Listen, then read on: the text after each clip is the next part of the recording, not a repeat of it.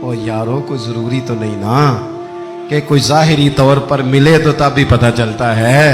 महबूब को पता है कौन कहाँ कहाँ बैठ के रोता है। लब वाह हैं, आंखें बंद हैं, फैली हैं झोलियां, कितनी मजे की भीख तेरे पाक दर की।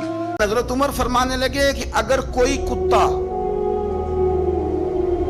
बगैर पानी पिए मर गया फुरात के किनारे सहरा में, उस तक पानी नहीं पहुंचा, इंसान की बात नहीं, यहां तो औरतों को अस्पताल में जगह नहीं मिलती तो वो रक्शे में बच्चे पैदा कर लेती।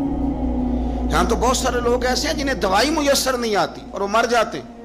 कुत्ता अगर मेरी हुकूमत में प्यासा मर गया तो उमर फरमाते हैं अल्लाह मुझसे पूछेगा कि ड्यूटी तो तेरी थी ना, जिम्मेदारी तो आपके साहिबजादे कहते हैं कि एक ऊंट जख्मी हो गया, किसी ने उसे जख्मी कर दिया। तारीखुल खुलफा में इमाम जलालुद्दीन सुयूती अलैहिर्रहमान ने लिखा है ऊंट जख्मी हो गया, ऊंट की ना गर्दन पर निशान लग गया जख्म का।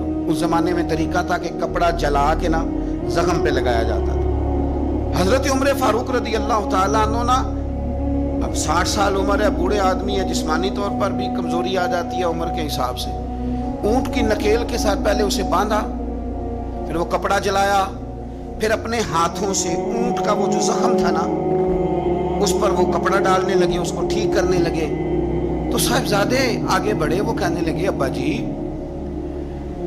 ये ऊंट है और आप उसके जख्म को छेड़ रहे हैं, वो आपको तकलीफ भी पहुंचा सकता है, तो ये आप 2-3 गुलामों के जिम्मे लगा दें, वो इसके जख्म पर दवाई मरहम पट्टी कर देंगे, ये आपको काट ही ना ले। तो कहते हैं हजरत उमर फारूक ने मेरी बात को झटका, फरमाने लगे पीछे हट जा, हुकूमत मेरी है कि गुलामों की है, जिम्मेदारी मेरी है कि गुलामों की है।